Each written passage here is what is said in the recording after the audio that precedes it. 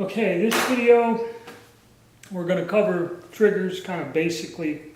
I know it's kind of important to some people. To me, all of these triggers are fine the way they are, whether they're adjustable or not. Two of these rifles have a non-adjustable trigger, and I'll start with the last one.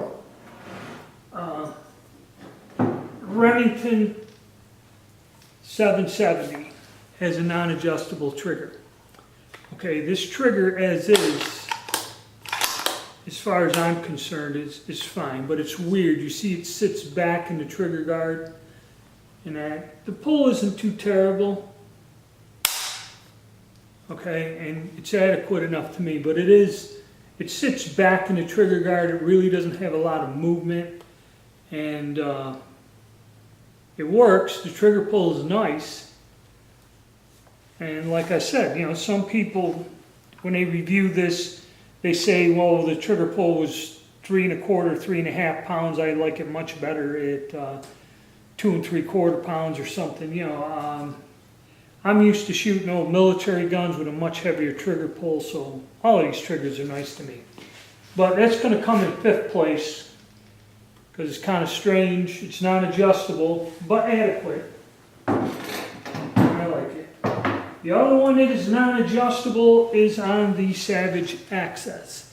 Now that's the difference between the Access and the Access 2. The Access 2, I believe, has an adjustable trigger. Now there are some people that complained about this trigger. To me it's alright, you know, not bad, pretty smooth, and it drops, you know, breaks good, but non-adjustable. So this is non-adjustable trigger, not too terrible. And like I said, again, it's personal choice. You know, as far as I'm concerned, all the triggers are fine as is. I'm not going to adjust any of them, even the ones that are adjustable. But some people, you know, they want an adjustable trigger and they like adjusting it, and that's fine. Okay, well, have at it. But those two don't have that feature. 3rd place, I'm going to go with the Compass. Now, Compass has a solid trigger. Okay, it doesn't have a 2-piece trigger, one of those triggers with the little center bar you got to draw up on. And it's not too terrible as is. The reason I put this in 3rd place is because to adjust the trigger, and if you look at my overview of the gun, what it is there's 2 tiny bolts on a threaded rod and a 3rd bolt that's the end of the rod or the stop or something, and you have to loosen 2 little tiny bolts, move the screw up to change the trigger pull, and then they tell you not to put Loctite on it, but to put like a drop of nail polish and let the nail polish hold the screws in place or something.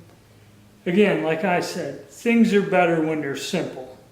Okay, that's a little bit too complicated, and I'm not saying you can't do it or it's a bad thing, but chances are if something goes wrong, it's going to go wrong when you're out in the middle of the field hunting. That's when something's not going to go right. Not when you're target practicing or sighting a gun in.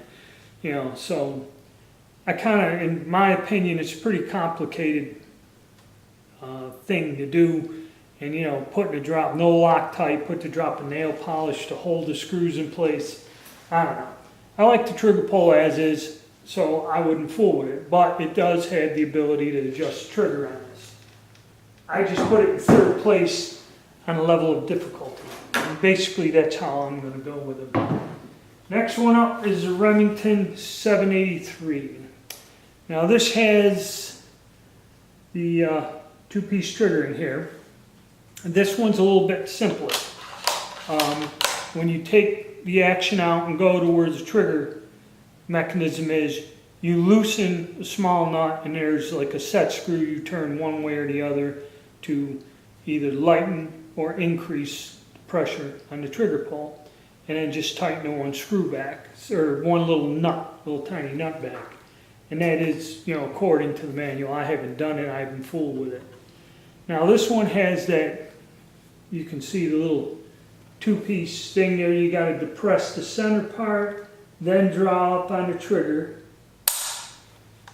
And that's pretty nice right where it is, okay? And the reason I gave it number 2, again, I'm going by ease, or even though I haven't done it, my idea of what would be the easier thing to adjust. And last but not least is the Mossberg Patriot. Has the lightning trigger, I guess they call it, because it's got that little bolt and that little center thing, and again another center. You press that little part of the trigger in the center, then draw up on the main trigger.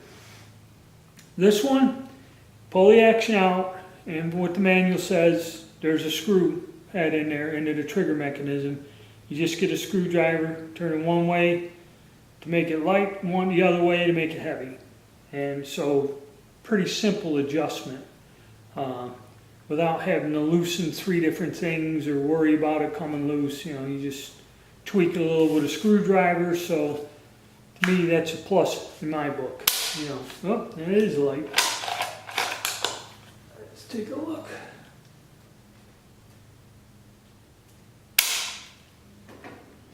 Not too bad.